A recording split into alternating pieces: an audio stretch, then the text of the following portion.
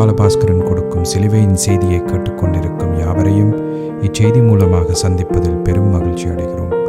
கர்த்தராகிய இயேசு கிறிஸ்துவனுடைய கிருபையும் தேவனுடைய அன்பும் பரிசுத்த ஆவியானவருடைய ஐக்கியமும் உங்கள் அனைவரோடும் கூட இருப்பதாக. ஆமென்.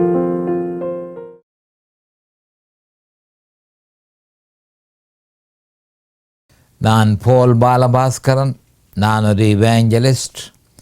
சிலுவையின் செய்தி என்ற இந்த நிகழ்ச்சியில் என் சகோதரர்கள், என் சகோதரிகள், என் நண்பர்கள் எல்லோரையும் மறுபடியும் சந்திப்பதில் நான் பெரும் மகிழ்ச்சி அடைகிறேன். இந்த அருமையான நேரத்தை கர்த்தராகிய இயேசு கிறிஸ்து எங்களுக்கு ஒதுக்கி தந்திருக்கிறார். இந்த நேரத்தில் கர்த்தருடைய வேத வார்த்தைகளை உங்களோடு பகிர்ந்து கொள்வது எனக்கு மிகுந்த சந்தோஷத்தை அளிக்கிறது என்பதை நீங்கள் அறிந்து கொள்ள வேண்டும்.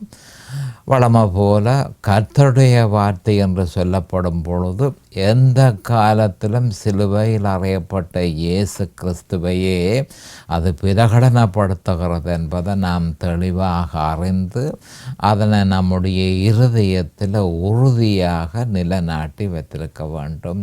ஏனென்று சொன்னால் நிச்சயமாக நம்முடைய விசுவாசத்தை திசை திருப்புவதற்கு நம்முடைய சத்துருக்களாகிய மாம்சம், பிசாசு, உலகம் ஆகியவை நிச்சயமாக தங்களாலான அவ்வளவு முயற்சியையும் செய்து நமக்கு தந்த மகாபரிசுத்தமான விசுவாசத்தை வேறு திசைக்கு திருப்புவதற்கு அவர்கள் கங்கணம் கட்டி கொண்டிருக்கிறார்கள் என்பதை நாம் அறிந்து கொள்ள வேண்டும்.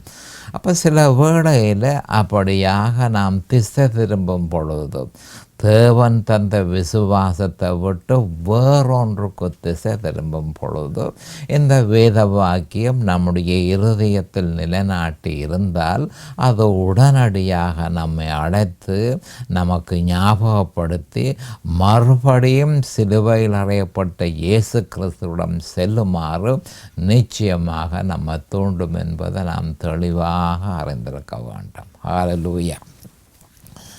இன்றைக்கு நாங்கள் ரோமர் 8ஆம் அதிகாரம் 5ஆம் வசனத்துக்கு போகிறோம். ரோமர் 8:5. அன்றியும் மாம்சத்தின்படி நடக்கிறவர்கள் மாம்சத்துக்குரியவைகளை சிந்திக்கிறார்கள், ஆவியின்படி நடக்கிறவர்கள் ஆவிக்குரியவைகளை சிந்திக்கிறார்கள். ஒரு மிக முக்கியமான ஒரு வேத வாக்கியம். மாம்சத்தின்படி மனுஷகுலத்தினுடைய பிரச்சனையே மனுஷனுக்கு உள்ளுக்குள்ளே இருக்கிற மிக முக்கியமான எதிரி மாம்சம் என்பதை நாம் தெளிவாக அறிந்து கொள்ள வேண்டும். ஆனபடியால் தான் ரோமர் 8ஆம் அதிகாரம் ஆரம்பத்திலேயே மாம்சத்தை பற்றி அடிக்கடி சொல்லப்பட்டிருக்கிறத நீங்கள் அறிந்திருப்பீர்கள். அப்போ இங்கே என்ன சொல்லப்பட்டிருக்கண்டால் ரோமர் 8:5 அன்றையும் மாம்சத்தின்படி நடக்கிறவர்கள் மாம்சத்துக்குரியவைகளை சிந்திக்கிறார்கள், ஆவியின்படி நடக்கிறவர்கள் ஆவிக்குரியவைகளை சிந்திக்கிறார்கள். இந்த வேத வாக்கியத்திற்கு நான் கொடுத்த தலையங்கம், மாம்சத்தின்படி நடக்கிறவர்கள் மாம்சத்துக்குரியவைகளையும் ஆவியின்படி நடக்கிறவர்கள் ஆவிக்குரியவைகளையும் சிந்திக்கிறார்கள்.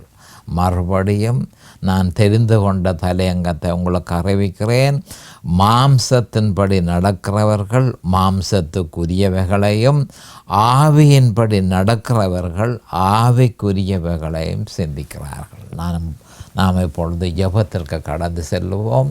அருமையான எங்கள் பிதாவே, உமக்கு சோஸ்திரம். பரலோகத்தின் தேவனே, உமக்கண்டைக்கும் சோஸ்திரம். உம்முடைய குமாரன் இயேசு கிறிஸ்துவ பலியாக சிலுவையில் ஒப்பு கொடுத்து அவருடைய விலையேறப்பெற்ற இரத்தத்தினால் தவறி நீரங்கள் எல்லோரை மீட்டு கொண்டீர். அதற்காக உமக்கண்டைக்கும் சோஸ்திரம். அந்த குற்றமற்ற இரத்தத்திற்காக சோஸ்திரம், அந்த விலையேறப்பெற்ற இரத்தத்திற்காக சோஸ்திரம், அந்த மாசற்ற இரத்தத்திற்காக சோஸ்திரம், அந்த நன்மையானவைகளை பேசும் அந்த இரத்தத்திற்காக அண்டைக்கும் சோஸ்திரம். அந்த இரத்தத்தினால் நாங்கள் விடுதலையாக்கப்பட்டோம். அதற்காக அண்டைக்கும் சோஸ்திரம் பிதாவே. நாங்களோ பாவத்துக்கு மரித்து எங்கள் கர்த்தராகிய இயேசு கிறிஸ்துவுக்குள் தேவனுக்கென்று பிழைத்திருக்கிறோம். ஆண்டவரே, இந்த நேரத்தில் இதனை கேட்டுக்கொண்டிருக்கும் என் சகோதர சகோதரிகள் நண்பர்கள் எல்லோரையும் தேவரீர் ஆசீர்வதித்து அபிஷேகித்து உம்முடைய வேத வார்த்தைகளை அறிந்து கொள்ளக்கூடிய பாக்கியத்தை அவர்களுக்கு கொடுத்தருள வேணுமென்றும், அதே நேரம் அடியேனையும் அபிஷேகித்து நிதானமான முறையில் போதிக்கத்தக்கதாக உம்முடைய பரிசுத்த ஆவியானவர் தாமே முன்னின்று போதனை செய்ய வேணுமென்று இயேசு கிறிஸ்துவின் நாமத்தினால் கேட்டுக்கொள்கிறேன் பிதாவே. Amen and amen and amen. Hallelujah, hallelujah, hallelujah, hallelujah. Thank you, Jesus. Praise the Lord, praise the Lord, praise the Lord. Hallelujah. Thank you, Jesus. Thank you, Lord. அப்போ நாம் இப்பொழுது ரோமர் 8ஆம் அதிகாரம் 5ஆம் வசனத்துக்கு போவோம். அன்றைய மாம்சத்தின்படி நடக்கிறவர்கள் மாம்சத்துக்குரியவைகளை சிந்திக்கிறார்கள், ஆவியின்படி நடக்கிறவர்கள் ஆவிக்குரியவைகளை சிந்திக்கிறார்கள் என்று சொல்லப்பட்டிருக்கிறது.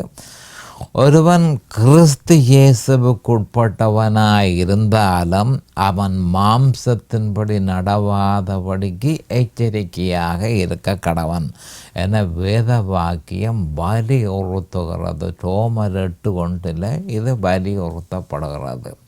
அப்போ கிறிஸ்துவுக்குள் இருக்கிறது ஒரு பாக்கியம், கிடைக்க முடியாத ஒரு பாக்கியம் கிறிஸ்துவுக்குள் இருக்கிறது. ஆனால் கிறிஸ்துவுக்குள் இருந்தும் மாம்சத்தின்படி நடவாதபடிக்கு எச்சரிக்கையாக ஒவ்வொரு கிறிஸ்தவனும் இருக்க வேணும் என்று சொல்லி ரோமர் 8:1 சொல்லப்பட்டிருக்கிறது. ரோமர் 8:1 ஆனபடியால் கிறிஸ்து இயேசுவுக்குட்பட்டவர்களாய் இருந்து மாம்சத்தின்படி நடவாமல் ஆவியின்படியே நடக்கிறவர்களுக்கு ஆக்கின தீர்ப்பு இல்லை, கண்டம்னேஷன், ஆக்கின தீர்ப்பு இல்லை என்று தெளிவாக சொல்லப்பட்டிருக்கு. அதே நேரம் ரோமர் 8:4 மாம்சத்தின்படி நடவாமல் ஆவியின்படி நடக்கிற நம்மிடத்தில் நியாயப்பிரமாணத்தின் நீதி நிறைவேறும்படிக்கே அப்படி செய்தார் என்று சொல்லப்பட்டிருக்கிறது. ஆனபடியால் மாம்சத்தின்படி நாம் நடவாதபடிக்கு மிகுந்த எச்சரிக்கையாக இருக்க வேணும். கிறிஸ்து இயேசுவுக்குட்பட்டவர்களாக இருக்கிறது அது ஒரு ஆசீர்வாதமான ஒரு விஷயம். ஆனால் அப்படி இருந்தாலும் மிகவும் அவதானமாக இருந்து மாம்சத்தின்படி நடவாமல் நம்முடைய கிறிஸ்தவ வாழ்க்கையை நாம் மேற்கொள்ள வேண்டும் என்று வேத வாக்கியத்தில் தெளிவாக சொல்லப்பட்டிருக்கு. மாம்சத்தில் நடந்தால் ஆக்கின தீர்ப்பு. கிறிஸ்து இயேசுவுக்குட்பட்டவர்களாக இருந்தாலும் மாம்சத்தின் படி நடந்தால் ஆக்கின தீர்ப்பு நிச்சயமாய் உண்டென்று சொல்லப்பட்டிருக்கிறது. அப்போ ஒரு விசுவாசி கிறிஸ்து இயேசுவுக்குட்பட்டவனாய் இருந்தாலும் மாம்சத்தின்படி நடந்தால் அவனுக்கு ஆக்கின தீர்ப்பு உண்டு என்று சொல்லி ரோமர் 8:1 வலியுறுத்துகிறது. இப்படி இருக்க மாம்சத்தில் நடப்பது என்பதன் ஆவிக்குரிய பொருளை சற்று விவரமாக பரிசீலனை செய்வது இந்த நேரத்தில் பொருத்தமாக இருக்கிறது. அதென்ன மாம்சத்தில் நடக்கிறது என்றால், அப்போ மாம்சம் என்பதன் ஆவிக்குரிய பொருள், கவனமாக கேட்டுக்கொள்ளுங்கள். மாம்சம் என்பதன் ஆவிக்குரிய பொருள் தசபலத்தை அல்ல சுயபலத்தையே குறிப்பிடுகிறது என்ற உண்மையை முதலில் நாம் தெளிவாக அறிந்து கொள்ள வேண்டும். மனுஷனுடைய தசபலத்தை பற்றி மாம்சத்தினுடைய ஆவிக்குரிய பொருள் மனுஷனுடைய தசபலத்தை அல்ல, மனுஷனுடைய சுயபலத்தை பற்றியே சொல்கிறது என்பதை நாம் தெளிவாக அறிந்திருக்க வேணும். அப்போ அந்த சுயபலன்கள் ஒருவனுடைய ஆற்றல், ஒருவனுடைய படிப்பு, ஒருவனுடைய கட்டித்தனம், அவனுடைய வல்லமை, அவனுடைய துணிவு, அவனுடைய மனோபலம், அவனுடைய தைரியம், அவனுடைய முயற்சி, அவனுடைய மத கிரியைகள் போன்ற யாவும் மாம்சம் என்று சொல்லப்படுகிறது. சுருக்கமாக ஒருவன் தன்னுடைய சுயத்தினாலே தீர்மானித்து சுய பலத்தினாலே சேகரித்து கொண்ட சகல பலன்களையும் மாம்சம் என்று அழைக்கப்படுகிறது. மறுபடியும் சொல்கிறேன், சுருக்கமாக ஒருவன் தன்னுடைய சுயத்தினால் தீர்மானித்து சுய பலத்தினால் சேகரித்து கொண்ட சகல பலன்களையும் மாம்சம் என்று கூறுவதுண்டு. இவற்றை தவறு என்று சொல்வதற்கில்லை. ஏனென்றால் நாம் எல்லோரும் மாம்சமாக இருக்கிறோம். முழு மனுஷ குலமும் மாம்சமாக இருக்கிறோம். நாம் மாம்சத்தில் பிறந்திருக்கிறோம், மாம்சத்தில் இயங்குகிறோம். ஆனபடியால் அதில் தவறு இருப்பதாக நான் இங்கு சொல்லவில்லை. மாம்சம் என்று சொல்லும் பொழுது அதில் ஒரு தவறு இருக்கிறதாக நாம் அனுமானிக்கக்கூடாது. ஆனால் மனுஷ வீழ்ச்சியின் நிமித்தம், ஆதாமனுடைய வீழ்ச்சி, மனுஷ வீழ்ச்சியின் நிமித்தம் மனுஷன் பலவீனமடைந்து போய் இருக்கிறபடியினால் ரோமர் 6:19 சாவுக்கேதுவான சரீரத்தை உடையவனாக இருக்கிறபடியினால் ரோமர் 8 சரீரம் பாவத்தின் நிமித்தம் மரித்திருக்கிறபடியினால் ரோமர் 8:10 இந்த சுயபலத்தின் உதவியினால் தேவனுக்கேற்ற முறையில் ஒரு பொழுதும் அவனால் வாழ முடியாது. இதுதான் பிரச்சனையை தவிர வேறு ஒன்றுமல்ல. மாம்சத்தை தவறு கண்டு நாங்கள் சொல்லவில்லை. நாங்கள் என்று சொன்னால் நாங்கள் எல்லோரும் மாம்சமாக இருக்கிறோம். அப்போ என்ன நடக்குது என்று சொன்னால், மனுஷன் அறியாத ஒரு விஷயம். என்ன அந்த அறியாத விஷயம் என்று சொன்னால், ஆதாமனுடைய வீழ்ச்சியே மனுஷகுலத்தின் வீழ்ச்சி என்பதை நாம் தெளிவாக அறிந்திருக்க வேண்டும். அப்போ ஆதாமனுடைய வீழ்ச்சியின் நிமித்தம் மனுஷன் பலவீனம் அடைந்திருக்கிறான் என்று வேத வாக்கியம் சொல்கிறது. ரோமர் 6:19 சொல்லப்பட்டிருக்குது, மனுஷனுக்கு சாவுக்கேதுவான சரீரத்தை அவன் உடையவனாக இருக்கிறான் என்று சொல்லி ரோமர் 8:11 சொல்லப்பட்டிருக்கு. ரோமர் 8:10 பாவத்தின் நிமித்தம் அவனுடைய சரீரம் மரித்திருக்கிறபடியால் என்று சொல்லப்பட்டிருக்குது. அப்போ நாம் அறிய வேண்டியது என்ன என்றால், எப்படியான குறைபாடுகள் நமக்கு இருக்கிறபடியினால் இந்த சுயபலத்தின் உதவியினால் தேவனுக்கேற்ற முறையில் ஒரு பொழுதும் அவனால் வாழ முடியாத காரணம், மகாபரிசுத்தமான தேவனுக்கு முன்பாக பலவீனமான செத்துப்போன சரீரத்தோடைய மனுஷன் அவருக்கு முன்பாக வாழ முடியுமோ என்றதை நாம் தெளிவாக அறிந்திருக்க வேண்டும். நாம் மாம்சத்தில் இருக்கிறோம், ஆனால் நம்முடைய சரீரம் பல்வேறு விதமான குறைபாடுகளோடு இருக்கிறது என்பதை வேத வாக்கியத்தில் தெளிவாக சொல்லப்பட்டிருக்கிறது. ஆனபடியால் இந்த குறைபாடுகளோடு தேவனுக்கு முன்பாக அவருக்கு ஏற்ற மாதிரி வாழ நம்மால் முடியாதென்ற ஒரு உண்மையை ஒவ்வொரு கிறிஸ்தவனும் தெளிவாக அறிந்திருக்க வேண்டும். அருமையான உதாரணம் ஆதாமினுடைய அத்தியிலே என்பதை நாம் அறிந்து கொள்ள வேண்டும். அப்போ வீழ்ந்தவுடன், ஆதாமும் ஏவாளும் வீழ்ந்தவுடன் அவர்கள் உடனடியாக அத்தி இலையை தேடி அத்தி இலையினால் தங்களுடைய நிர்வாணத்தை மூட அவர்கள் முயற்சி செய்தார்கள். ஆனால் ஆண்டவரோ அதனை பார்த்தா முற்றும் முழுதுமாக அப்போ தேவனுடைய பலத்தினாலே அதை செய்யல, தங்களுடைய சுய பலத்தினாலே அந்த மாதிரி அவர்கள் செய்தார்கள். அப்போ அந்த அத்தியிலேயே கர்த்தர் கண்ட உடனே அவர் என்ன செய்தார் என்று சொன்னால், அதனை கழற்றி தன்னுடைய மீட்பின் திட்டத்தை பிரதிபலிக்கிற மிருகத்தின் தோலை உடைகளாக்கி அதனை அவர்களுக்கு உடுத்துவித்தார் என்று சொல்லி ஆதியாகமம் 3:21 கூறுகிறது. அப்போ ஆண்டவர் என்ன செய்தார் என்று சொன்னால், மனுஷா நீ வீழ்ந்து போனாய், அதை அறிந்து கொள். வீழ்ந்து போனாய் என்பதை நீ அறிந்து கொள். உன்னுடைய பலத்தினால இனிமேல் எனக்கு முன்பாக நீ வாழ்கிறது முடியாத ஒரு காரியம். என்னுடைய பலம் உனக்கு தேவை. அப்போ என்னுடைய பலத்துக்கு அவர் என்ன செய்கிறார், ஆதாம் ஏவாள் கட்டியிருந்த அத்தியிலே கலட்டி போட்டு தன்னுடைய மீட்பின் திட்டத்தை பிரதிபலிக்கிற மிருகத்தின் தோலை உடைகளாக்கி அவர்களுக்கு உடுத்துவித்தார் என்று சொல்லி ஆதியாகமம் 3:21 கூறுகிறது. மனுஷா, இனிமேல் உன்னுடைய பலத்தினாலே ஒரு பிரயோசனமும் இல்லை. என்னுடைய மீட்பின் திட்டத்தை முற்றும் முழுதுமாக ஏற்றுக்கொள். அப்பொழுது உனக்கு சொற்ப பலம் கிடைக்கும் என்று சொல்லி ஆண்டவர் தெளிவாக சொல்லியிருந்தார்.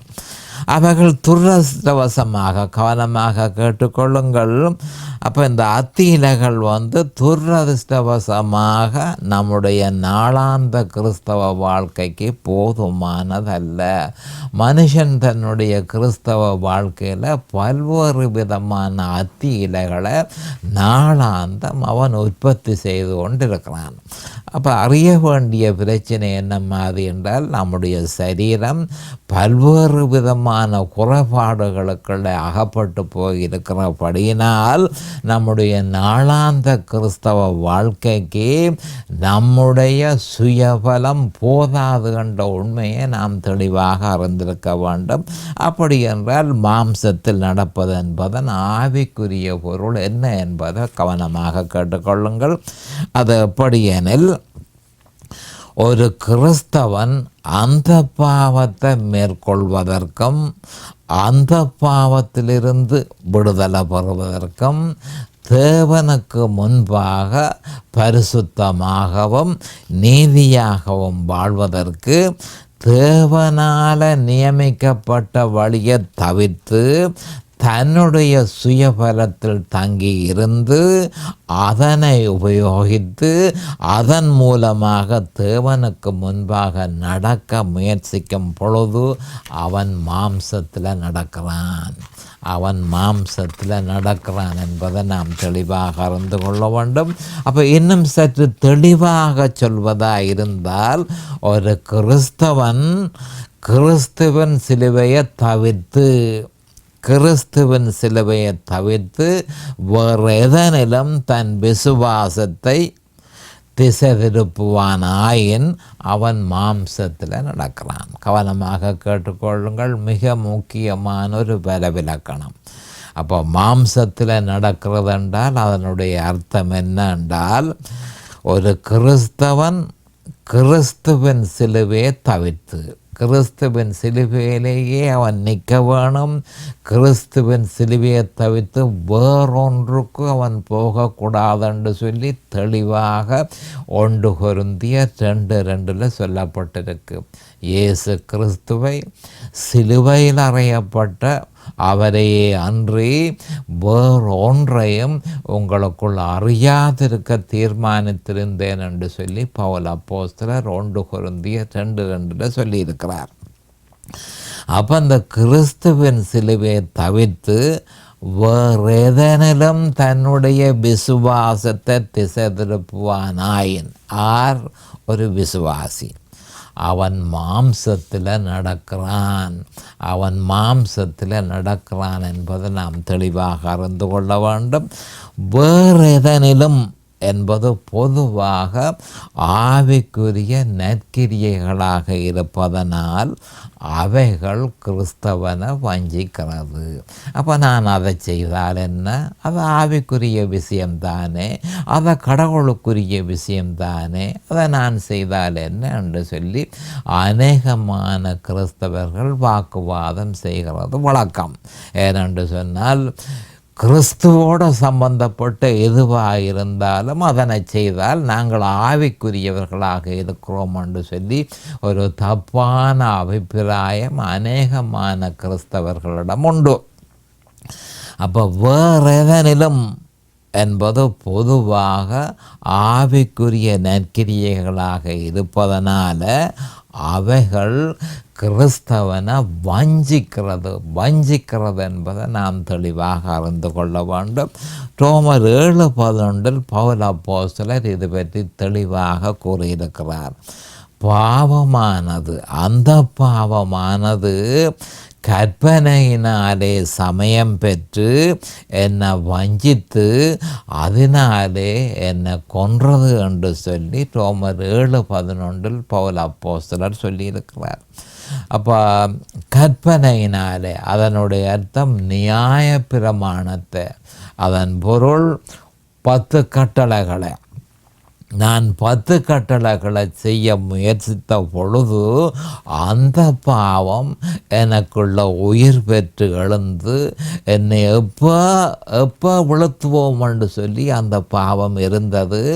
நான் கற்பனைகளை செய்ய விழிக்கிட்ட உடனே அது சமயம் பெற்று சந்தர்ப்பத்தை எதிர்பார்த்திருந்து என்னை வஞ்சித்தது என்று சொன்னால் எனக்கு இடவிடாமல் அது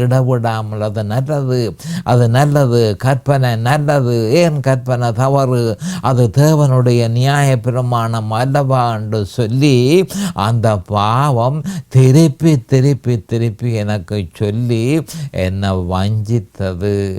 நான் 1 கொரிந்தியர் 2:2 நான் பாவிக்கவே இல்லை. 1 கொரிந்தியர் 2:2 அர்த்தம் என்ன என்றும் நான் அறியவில்லை. அப்போ கற்பனையை செய்கிறதுல நான் அக்கறை செலுத்தினேன். அதனால என்னை கொன்றது என்று பவுல் அப்போஸ்தலர் தெளிவாக சொல்லியிருக்கிறார். அப்போ அவர்கள் ஆவிக்குரிய மகிமை நிறைந்தவர்களாக இருப்பதனால் கிறிஸ்தவன் வஞ்சிக்கப்படுகிறான். கிறிஸ்துவோட சம்பந்தப்பட்ட விஷயம், சர்ச்சோட சம்பந்தப்பட்ட விஷயம், அப்போ அது நல்லது தானே. ஆனால் 1 கொரிந்தியர் 2:2 தெளிவாக சொல்லியிருக்கிறது, கிறிஸ்துவின் சிலுவையை தவிர வேறொன்றையும் விசுவாசிக்க கூடாதென்று தெளிவாக சொல்லப்பட்டிருக்கிறது.